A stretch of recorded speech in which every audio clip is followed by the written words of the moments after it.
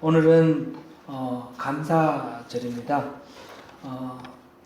이제 우리 한국교회에서 11월 셋째 주를 추수감사절로 그렇게 지키는데 우리는 추수하는 가을이 아니고 봄이니까 추수감사절이라고는 하지 않고, 그다음에 연말에 한 해를 결산하는 그런 의미로 감사절이라 이렇게 우리 생각하면서 지킵니다. 이 한 해 동안이 사실은 항상 감사하는 그런 시간이죠. 특별히 이 시간만 감사를 드릴 건 아니지 않습니까?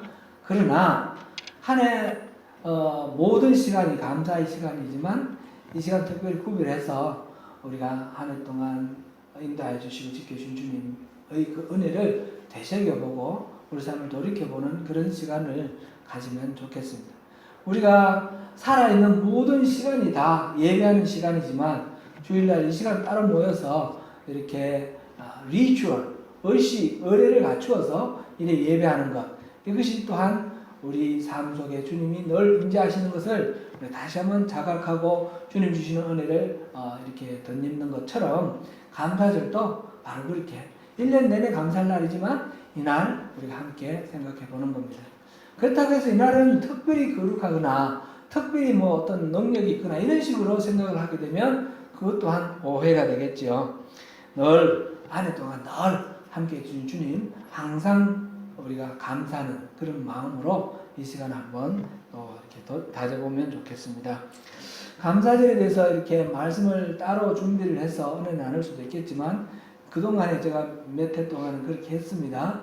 근데 올해는 지금 계속해가는 이 히브리서 강에 이어서 그대로 진행하면서 그 속에서 또 주님이 주시는 은혜 감사하는 그런 시간 가지면 좋겠다 싶습니다. 지금 우리가 살펴보고 있는 이 부분은 히브리서에 나오는 5번의 경고 가운데 세 번째 경고입니다. 세 번째 경고인데 이 믿음이 연약하면 도의 초보에 머물러 있으면 그러면 이 성숙되지 못한 신앙을 가진 사람은 이 세상의 어떤 고난이나 핍박, 환난 이런 거에 휩쓸려서 그냥 이 믿음을 잃어버리기 쉽다라는 것을 경계를 했습니다.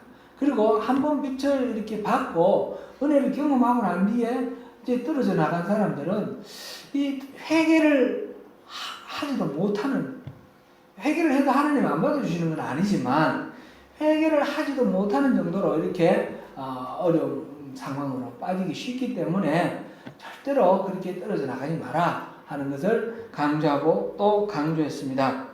그러면서 신앙의 성숙함, 완전한 대로 나가라 그렇게 권면을 했는데요. 이 서신을 읽는 독자들, 당시 초대교회의 그 유대교에서 개종한 유대인 출신 그리스도인들 뿐만 아니라 오늘날 이 서신을 읽고 있는 우리들까지도 이제 어떤 믿음을 잃기 쉬운 여러 가지 사회적 환경 속에서 믿음을 잃지 않고 견고하게 이 믿음을 지켜나갈 것을 당부하면서 특별히 이제 앞에서는 조금 무서운 말을 했습니다. 무슨 말을 했는데 빛을 보고도 한번 빛을 받고 하늘의 은사를 맛보고 성령에 참전받고 하나님의 선한 말씀과 내세의 능력을 맛보고도 타락한 자들은 다시 새롭게 하여 회개하게 할 수 없나니, 이런 말씀은 상당히 우리가 참 무겁게 받아들였는데 이렇게 엄한 그런 경계와 그런 권면의 말을 하고 난 후에 이제 특별히 이 독자들에게 여러분들에게는 다른 것이 있다. 여러분들에게는 구원의 확실한 부분이 있다. 그것을 말하면서 위로하고 격려하고 힘을 내도록 그렇게 하는 것이 오늘 우리 본문의 내용입니다. 오늘 13절부터 20절은 그런 내용입니다. 위로와 격려의 근거는 첫 번째 격려는 그 앞에 있었습니다. 9절부터 12절까지 그 이야기인데 그거는 성도들이 하나님의 이름으로 이미 나타낸 그 사랑, 서로 섬기는 이런 일들을 하나님이 보셨기 때문에 하나님이 공의로우신 분이시니까 절대로 그것을 외면하지 아니하실 것이다. 여러분들 그 사랑을 보고 하나님은 인정하실 것이다. 그렇게 말씀하시면서 그 부지런함과 또 믿음 그리고 뭐였습니까? 오래 참음으로 이 믿음을 견고히 잘 지켜나가라. 그렇게 권면했습니다. 이제 그 다음에 그러니까 첫 번째 이 권면과 위로의 근거는 하나님의 의가 여러분들을 보고 확실하게 인정을 하시니까 잊어버리지 아니하신다. 하나님은 잊어버리지 아니하신다 하는 하나님의 의를 근거로 삼았고요. 지금 이제 그 다음에 지금 13절부터 20절 사이에 하나님이 이렇게 위로하고 격려하는 그런 근거를 제시를 하고 있습니다. 그것은 계속해서 오늘 본문을 통해서 살펴보겠습니다. 먼저 하나님이 아브라함에게 약속하신 이 약속이 바로 이 위로와 격려의 근거가 됩니다. 아브라함에게 약속을 하셨는데 그 약속을 하신 거는 그 12장 창세기 12장 그 갈대아 우르 거기서부터 부르실 때부터 하나님이 약속을 하셨죠. 그 약속은 복이 되라. 네가 복이 되라. 그렇게 말씀하시고 그 다음에 15장 17장 계속해서 하나님은 이 아브라함에게 약속을 하십니다. 하늘의 별들처럼 바닷가의 모래처럼 하늘 이 자식들을 번성하게 할 것이다. 내가 복을 준다. 이렇게 말씀을 하셨는데 하나님이 이렇게 약속을 하시고 난 뒤에 그냥 약속하시고 마신 것이 아니라 맹세까지 하셔요. 지금 13절, 14절 우리 같이 한번 읽어보고 계속해서 말씀을 나누겠습니다. 13절, 14절 함께 읽습니다. 시작. 하나님이 아브라함에게 약속하실 때에 가리켜 맹세할 자가 자기보다 더 큰 이가 없으므로 자기를 가리켜 맹세하여 이르시되 내가 반드시 너에게 복주고 복주며 너를 번성하게 하고 번성하게 하리라 하셨더니 아멘. 제가 가진 성경에 보면 여기 14절 내가 반드시 거기 옆에 기억이라고 이렇게 붙여 있고 밑에 주석이 붙어 있습니다. 여러분들 가진 성경에도 그렇게 주석이 있는 게 있으십니까? 확인해 보시면 우리가 알겠는데 이 말씀은 창세기 22장 16절 말씀에서 근거를 하고 있습니다.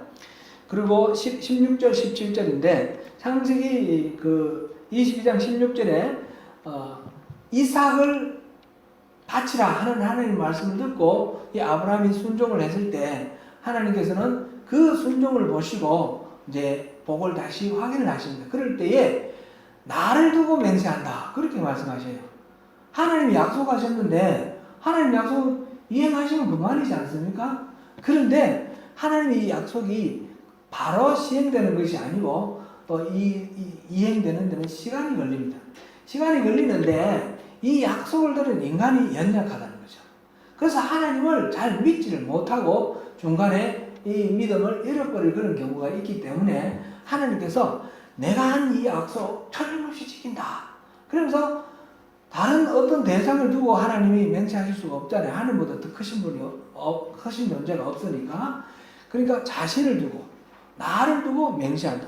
하나님이 맹세까지 하시면서 하시는 말씀이 복을 주고 너에게 복을 주고 복 주고 또 번성케 하고 번성케 하겠다. 이렇게 강조해서 말씀을 하시는 것입니다.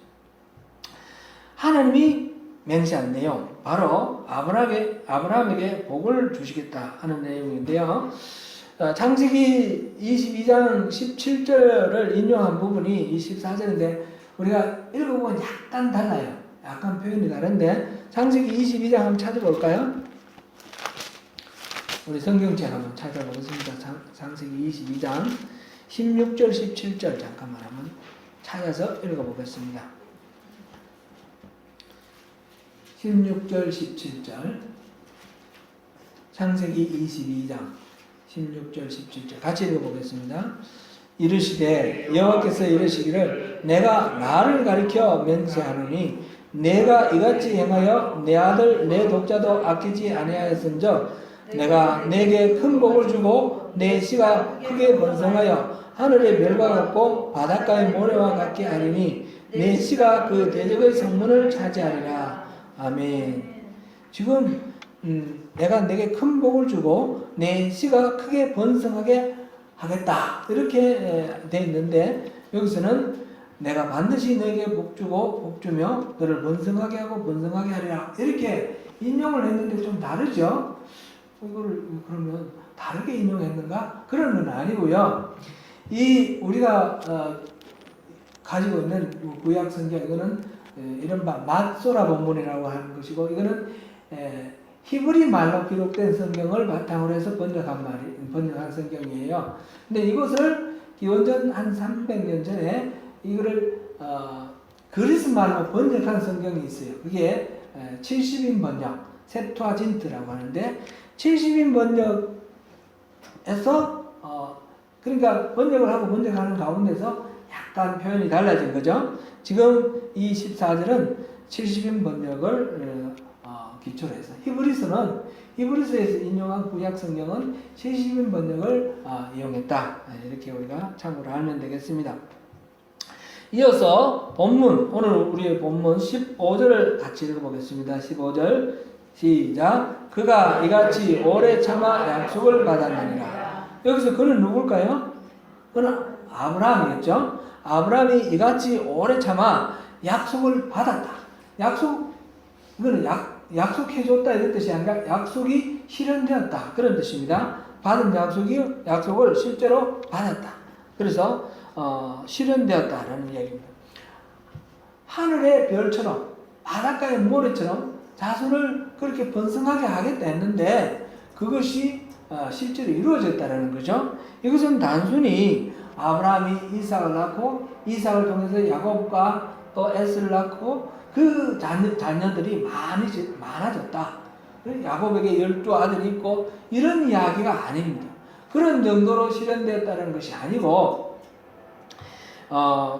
이스라엘 사람들은 자기들이 아브라함의 자손이라고 그러고 자기들만이 하나님의 백성이라고 그러는데, 이 아브라함의 직접적인 혈통을 받은 이 유대인들, 이스라엘 사람들 그 많은 자손을 주었을 뿐만 아니라 오늘날 믿는 모든 우리들도 이 아브라함의 자손으로 그렇게 번성하게 해주신 그 약속대로 성취하셨다라는 것입니다. 아브라함이 오래 참았다 그랬는데 뭐를 오래 참았습니까? 신비로운 하나님의 섭리를 믿고 그것을 의심케 하는 여러 가지 상황들을 오래 참았다는 그런 말이죠. 하나님이 하시는 일이 때로는 더디어 보이고 때로는 하나님이 잊어버리셨나 싶을 정도로 그렇게 아무 변화가 없이 시간이 많이 흘러갈 때가 있습니다. 그럴 때에 우리의 믿음을 공격하는 그런 의심과 그런 회의, 이런 것들이 끊임없이 우리에게 다가옵니다. 아브라함에게도 마찬가지였죠. 아브라함에게도 그런 그 믿음을 무너뜨리려는 그런 공격들이 있었지만 그 과정에서 끝내 하나님에 대한 믿음을 잃지 않았다라는 것입니다. 그런데 우리가 솔직히 한번 우리 창세기는 어느 정도 우리가 잘 아는 내용이니까 한번 생각해 보시죠. 아브라함이 오래 참았습니까? 아니면 하나님이 오래 참았습니까? 솔직히 말하면 아브라함은 중간에 하나님을 계속 의심하고 그래서 다른 방도를 선택을 하죠. 그래서 하갈을 통해서 또 이스마엘을 낳기도 하고 또 종을 자기 아들로 상속자로 삼으려고 그렇게 말하기도 하고 그 이삭을 낳을 때까지도 그랬고 이삭을 낳고 난 후도 계속해서 이삭에게 처음 100살이 되어서 낳은 아들 이삭에게 빠져가지고 하나님을 잊고 살기도 합니다. 이렇게 끊임없이 넘어지고 실패하는 것이 아브라함이지만 그 모든 과정 속에서 하나님은 한 번도 이 아브라함을 잊어버리거나 놓치지 아니하시고 하나님은 오래 참으셨어요. 사실 따지고 보면 아브라함이 오래 참은 게 아니라 하나님이 오래 참으셨어요. 그래도 끝내 아브라함은 하나님 품 안에 있었습니다. 그죠? 이게 키포인트입니다. 하나님의 그 오래 참으심을 그대로 자신이 품고 끝까지 있었다라는 것입니다. 제가 이제 우리 아이들 키울 때 생각해 보면 조금 할 때 이렇게 씨름을 합니다. 5살, 6살 이런 애하고 씨름을 하면 제가 힘들어하면 이거 그냥 집어 던져버리고 그냥 넘어가 던지겠죠. 근데 어떻게 합니까? 열심히 힘 쓰는 척하면서 힘 안 쓰고 이렇게 하면서 하다가 탁 넘어져 주고 졌다 그러고 막 그러죠. 하나님하고 아브라함의 사이가 이런 거예요. 나중에 야곱이 야복강가에서 그 하나님하고 씨름하죠. 씨름하고 나중에 이 야곱이 항복을 안 하니까 하나님께서 이 뼈를 환도뼈를 치셔서 야곱에게 굴복하게 하시는데 그럴 때에 야 졌지? 이렇게 말씀 안 하시고 하나님 뭐라고 하셨어요? 내가 졌다. 하나님 내가 졌다 이렇게 말씀하셔요. 그러면서 이 야곱의 이름을 바꿔줘요. 이스라엘이라고. 앞으로는 너가 이스라엘이라고 하라. 그리고 이스라엘이라는 말의 의미가 뭡니까? 하나님을 이겼다라는 뜻이에요. 하나님이 씨름해가지고 이 야곱을 사실은 야곱을 이겼지만 야곱에게 졌다 해주시면서 이름을 이스라엘로 불러주시는 그런 분이 하나님이세요. 이제 아브라함에게 지금 끝까지 아주 오래 참음으로 이같이 뭐라고 그랬습니까? 이같이 오래 참아 약속을 받았다. 하나님께서 오래 참으시고 그 약속을 마침내 아브라함에게 성취시켜 주셨다라는 것을 우리가 여기서 보면서 하나님 그 인자심, 하나님 그 은혜 우리가 잘 이해할 수 있을 것 같습니다. 지금 히브리서 기자를 통해서 말씀하시는 하나님의 의도는 그것은 무엇입니까? 하나님은 절대 배도하지 말라. 절대 이 믿음에서 떠나지 말라. 연약한 믿음을 가지고 있다가 누가 유혹하면 해서 그냥 넘어가는 그런 식으로 그 도의 초보에 머물러 있지 말고 열심으로 하나님을 찾고 또 훈련을 하고 그래서 믿음이 성숙해라. 그래서 젖이나 먹는 그런 어나이 같은 신앙에 머물러 있지 말고 또 단단한 음식도 먹을 수 있는 성숙한 신앙으로 자라라. 그런 이야기를 하면서 이 배도로 인한 그 위험을 아주 심각하게 그렇게 강조를 했습니다. 그래서 끝까지 견뎌내야지 된다라고 강조를 했습니다. 그러면서 이 경고의 말을 중간에 집어넣는 이 부분, 이 세 번째 경고의 마지막 부분은 이렇게 엄한 말로 한 뒤에 위로와 격려의 말로 이렇게 끝맺으려고 합니다. 하나님의 자녀라면 자기들의 궁극적인 결과에 대해서 내 이러다가 정말 하나님으로부터 버림받으면 어떻게 되나? 이런 두려움을 가지고 신앙생활 하면서 하나님으로부터 버림받으면 어떡하나? 이런 두려움을 가지고 신앙생활 하는 것은 정말 너무 힘든 거 아닙니까? 어렵습니다. 그래서 이 자녀들에게 확신을 가지고 그 믿음 안에서 든든히 서라 라고 하면서 격려하는 것입니다. 빌립보서 2장 12절부터 13절 말씀 한번 보겠습니다. 같이 읽어봅니다. 시작. 그러므로 나의 사랑하는 자들아 너희가 나 있을 때뿐 아니라 더욱 지금 나 없을 때에도 항상 복종하여 두렵고 떨림으로 너희 구원을 이루라. 13절 너희 안에서 행하시는 일은 하나님이시니 자기의 기쁘신 뜻을 위하여 너희에게 소원을 두고 행하게 하시니 하나님께서는 우리의 구원을 두렵고 떨리는 마음으로 계속해서 이루어 가라고 하셨습니다. 우리가 예수를 믿고 구원받았지만 구원의 우리 3차원 얘기했지 않습니까? 구원을 받았지만 우리가 살아있는 동안 계속해서 구원을 이루어가는 과정이 또 필요합니다. 그리고 예수님이 다시 오시는 날 그때 구원이 완성된 구원으로 될 것입니다. 두려고 떨리는 마음으로 이 구원을 이루어가라 이렇게 말씀을 하시면서 그런데 내가 우리 실질적으로 살아보면 끊임없이 자신의 연약함을 발견하게 됩니다. 작심삼일을 하지 않습니까? 말씀대로 살아보려고 하면 끊임없이 실패하고 끊임없이 좌절합니다. 아이고 나는 참 왜 이 모양이야? 난 이것밖에 안 돼. 난 정말 말씀대로 살고 싶은데 나는 왜 이렇지? 끊임없이 잘하라고 낙심하게 됩니다. 그런데 거기에 머물러 있지 않고 계속해서 다시 일을 쓸 수 있도록 하시는 하나님의 그 일하심이 있다는 것입니다. 13절의 말씀대로 우리 안에서 행하시는 이가 하나님이십니다. 하나님은 우리 안에서 계속 일을 하십니다. He works. It is God who works in you. 우리 안에서 일하시는 분이 바로 하나님이신데 그분의 목적에 따라서 우리가 일하도록 이렇게 해주신다는, 우리 안에서 일을 해주신다는 것입니다. 그러니까 두 가지 차원의 일함이 있는 거죠. 하나님이 내 안에서 일하시고, 근데 일하시면서 내게 소원을 두고 그런 하나님의 뜻대로 살아가고자 하는 그런 마음을 주셔서 그 마음에 따라서 우리가 순종하며 살아가는 그 일을 하는 이 두 일이 있습니다. 이거를 통해서 우리가 더 주님께서 기뻐하시는 그 단계로 우리가 나아갑니다. 하나님은 우리에게 전적으로 모든 책임을 맡기시는 것이 아니라 하나님께서 함께 해주셔서 우리가 그것을 감당할 수 있도록 이렇게 도와주십니다. 지금 이 마지막 위로와 격려도 그런 차원에서 하나님이 우리에게 소망을 주시고 또 함께 하심을 약속하시는 것입니다. 그렇다면 이 단계에서 핍박받고 유혹받으며 두려워 떨고 있는 하나님의 백성들, 그 마음을 위로하기 위해서 사용하시는 방법이 무엇입니까? 우리가 지금 앞에서 여러 번 살펴봤듯이 지금 이 히브리서를 읽는 1차 독자들은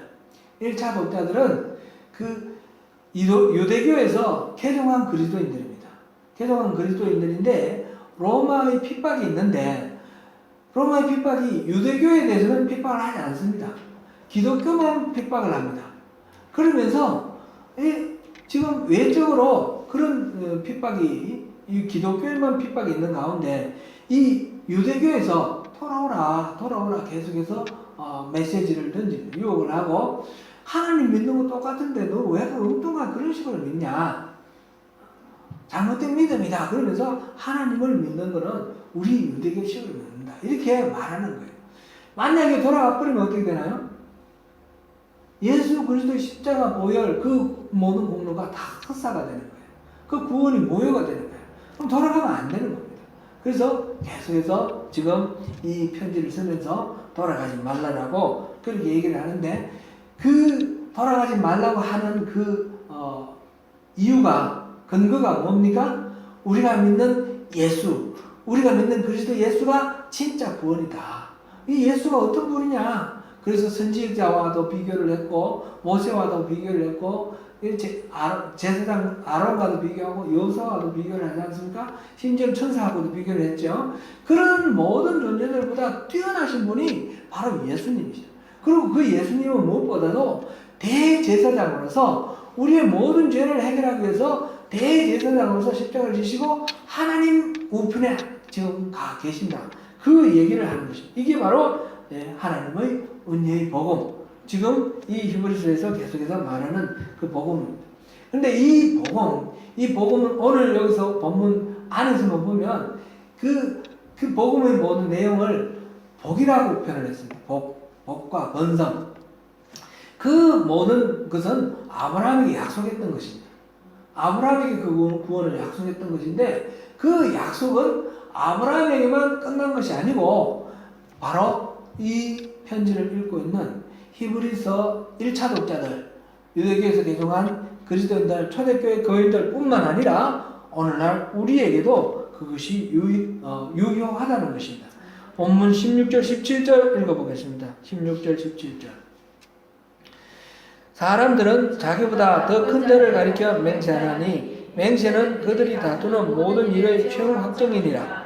하나님은 약속을 기업으로 받는 자들에게 그 뜻이 변하지 아니함을 충분히 나타내시려고 그 일을 맹세로 보존하셨나니. 아멘. 하나님의 맹세는 다른 더 이상 논쟁이 필요 없습니다.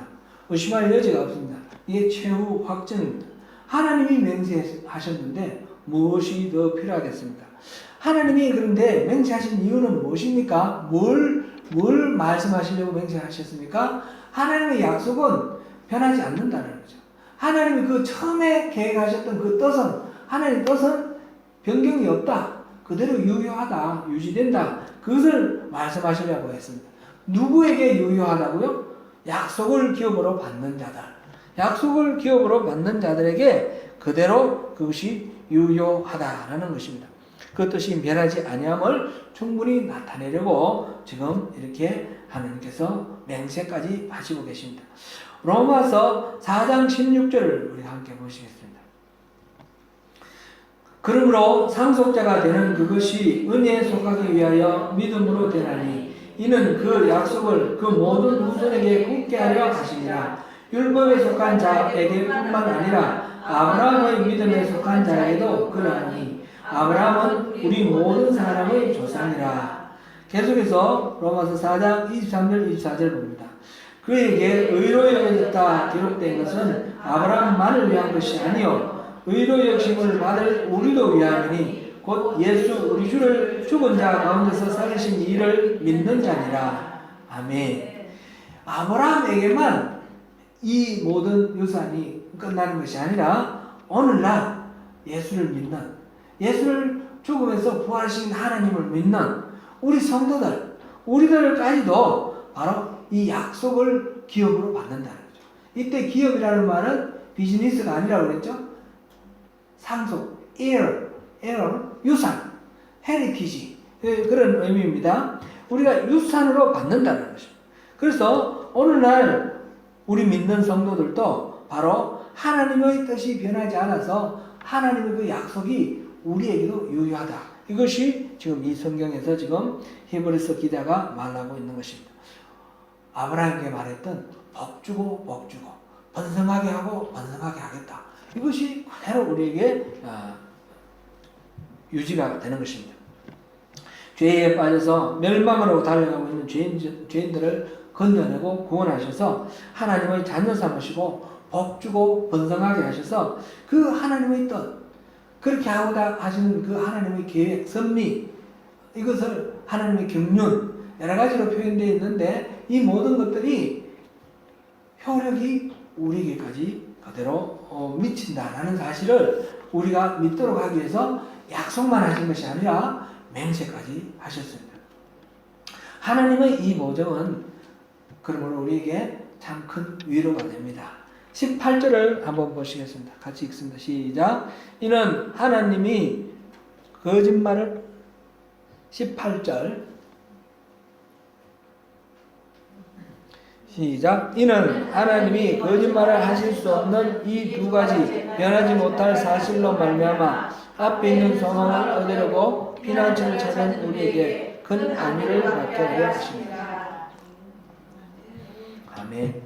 하나님이 거짓말을 할 수 없는 이 두 가지는 바로 약속과 맹세입니다.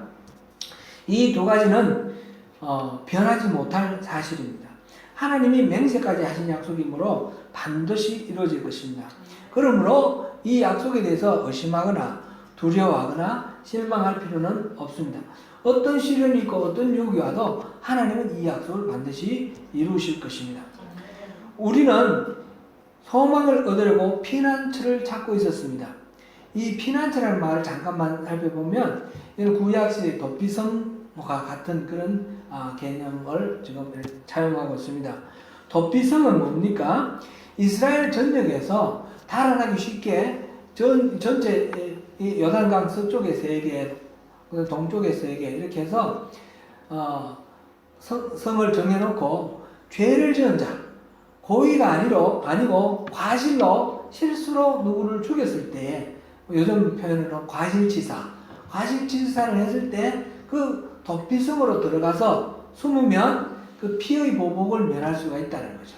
그래서 살 수 있는 길을 열어준 것이 바로 이 도피성입니다. 그래 놓고 이제 이 도피성이 바로 인간의 연약함, 인간의 죄성을 인정하면서 거기서 벗어날 수 있는 길, 제사를 드리는 방법도 있고 보다 직접적으로 지금 도피성 같은 것을 활용을 했죠. 그러나 구약의 도피성과 여기서 말하는 이 피난처는 조금 다릅니다. 구약의 도피성은 거기에서 살 수 있는 죄의 가지가 한 가지뿐입니다. 그죠? 과실치사, 고의가 아닌 실수로 사람을 죽였을 때 한 가지뿐이지만, 지금 여기서 말하는 우리가 찾는 피난처는 모든 죄에, 크고 작은 모든 죄에 대해서 이건 좀 하나님께 피해서 벗어날 수 있는, 이 죄에 대한 징계를 벗어날 수 있는 그런 그 도피 피난처를 우리가 찾습니다. 그리고 이 도피성은 숨어서 그 속 들어갈 수는 있습니다. 그렇지만 그 안에서 나올 수는 없습니다. 당대의 대제사장이 죽기까지는 나올 수가 없습니다. 그러니까 그곳은 도피성은 한편으로는 이 생명을 구원할 수 있는 자리지만 한편으로는 그곳이 감옥이 됩니다. 그런데 우리가 찾는 피난처는 그런 것은 아닙니다. 이건 해방이고 자유, 우리를 죄의 얽매임에서부터 풀어주는 그런 자리가 피난처고, 모든 성도들이 소망을 얻으려고 이 피난처를 찾고 있습니다. 그런데 이 피난처가 무엇입니까? 이 피난처가 바로 우리가 바라는 바, 우리 소망입니다. 여기서 이 소망을 가지고 있는 것은 이 피난처를 찾는 우리에게 큰 안위를, 이 소망을 18절부터 다시 읽겠습니다. 이는 하나님이 거짓말을 하실 수 없는 이 두 가지 변하지 못할 사실로 말미암아 앞에 있는 소망을 얻으려고 피난처를 찾은 우리에게 큰 안위를 받게 하려 하심이라. 앞에 있는 소망, 그리고 피난처, 이렇게 말을 했습니다. 앞에 있는 소망이 바로 피난처가 되는 것입니다. 이 소망은 우리가 일반적으로 말하고 있는 그런 소망, 그거하고는 좀 다릅니다. 우리의 욕망을 채우려고 하는 내적 욕구, 그것을 꼭 이루고자 하는 강렬한 열망, 이런 것을 우리가 희망, 소망 이렇게 표현하는데, 여기서 말하는 소망은 그런 내용은 아닙니다. 7장 19절을 우리가 한번 볼까요? 7장 19절. 율법은 아무것도 온전하게 못할지라 이에 더 좋은 소망이 생기니 이것으로 우리가 하나님께 가까이 가느니라, 이렇게 표현하고 있습니다. 더 좋은 소망이 있고 그것을 인하여 우리가 하나님께 가까이 간다 그랬습니다. 그러니까 이 소망이라는 것은 하나님께 가까이 갈 수 있게 하는 그런 소망을 가리키는 말입니다. 디모데전서 1장 1절에서는 바로 그리스도가 우리 소망이다 그렇게 말했습니다. 우리 소망, 우리 희망하는 바는 바로 예수 그리스도 그분이 우리 소망이 된다라는 것입니다. 본문 19절 20절을 읽어보겠습니다. 우리가 이 소망을 가지고 있는 것은 영혼의 닷 같아서 튼튼하고 견고하여 휘장 안에 들어가나니, 그리로 앞서가신 예수께서 멜기세덱의 반차를 따라 영원한 대제사장이 되어 우리를 위하여 돌아가셨다.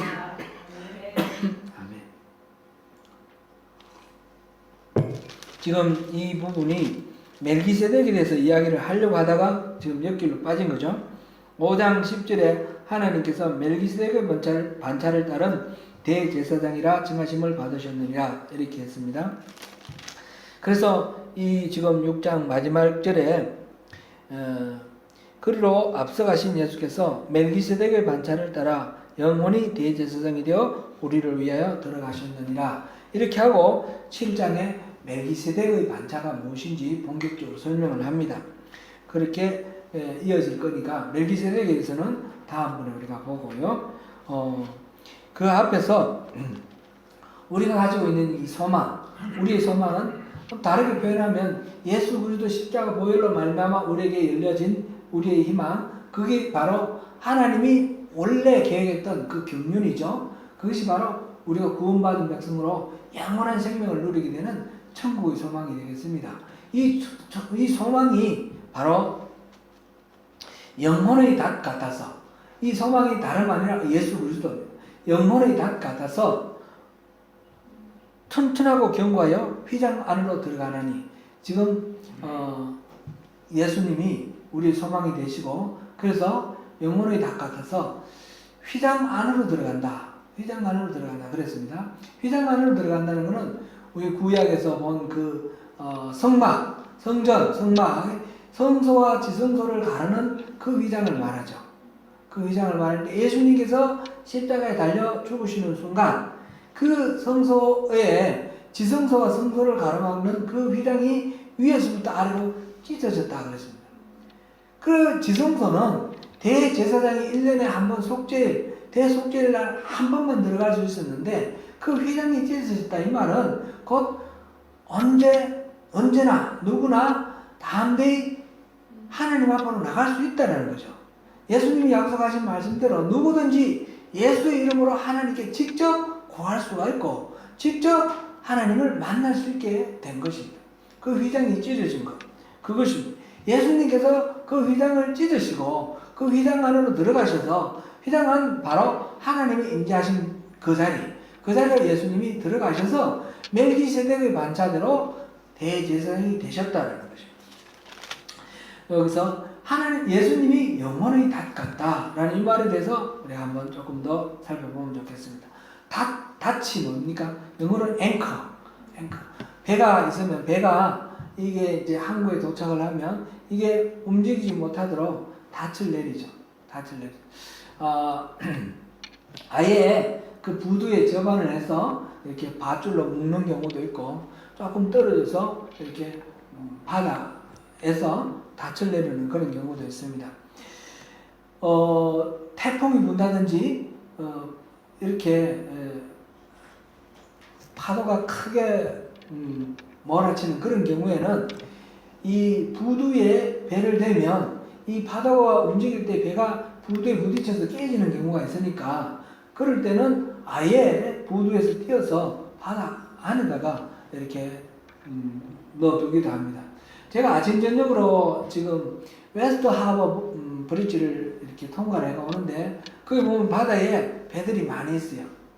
그 하버 안에 배들이 많이 있는데 이게 이 바다는 이 민물, 썰물 있잖아요.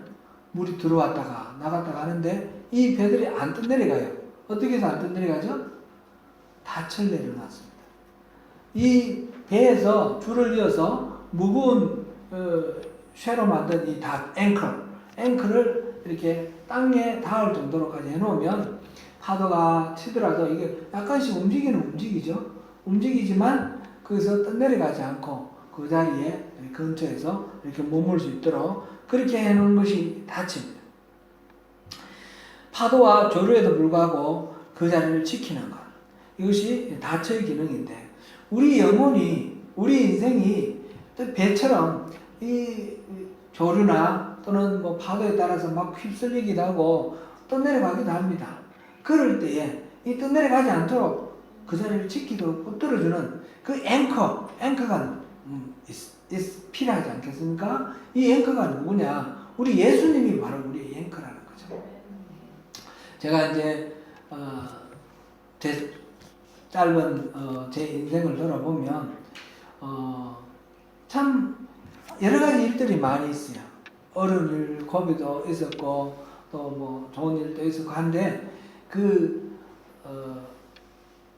모든 일들 가운데서 휩쓸려가지 않고 세상 풍조에 휩쓸려가지 않고 또 이렇게 항상 하나님에게 붙어 있을 수 있었던 것은 바로 예수라는 이 닻이 있었다. 그런 마음을 오늘 이 성경 본문을 통해서 다시 한번 확인을 했습니다. 이 닻은 예수의 닻은 드리워져 있는 땅인데 그 땅은 바로 하나님입니다. 여기서는 그 휘장 안으로 들어가서 예수님이 들어가신 곳 하나님의 자리죠. 그래서 이 밧줄로 닻을 매달아서 이걸 들이웠는데 하나님께 들이운다라는 거죠. 그래서 때로는 뭐 바람이 따라 조금 흔들리고 왔다 갔다 할 수는 있지만 그 자리에서 휩쓸려 가서 딴 데로 가지는 않는 거죠. 그 자리를 그대로 지킬 수 있는 것이죠. 영혼의 닻은 우리가 시류에 휩쓸리거나 유혹과 죄에 떠내려가지 않고 하나님께 붙어 있도록 고정시켜주는 그런 장치입니다. 그것이 바로 예수 그리스도입니다. 우리가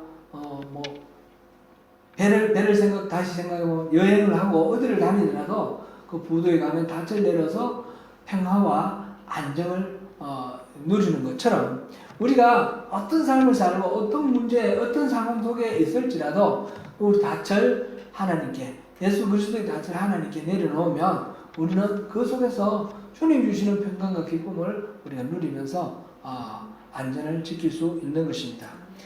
함께 부르심을 받은 사랑하는 성도 여러분, 영원의 닻이 되시는 우리 주님 예수 그리스도께 단단히 붙들려서 이 세상에 휩쓸리지 않고 견고히 자리를 지키는 하나님의 자녀로서 승리하시는 저와 여러분 되시기를 축원합니다.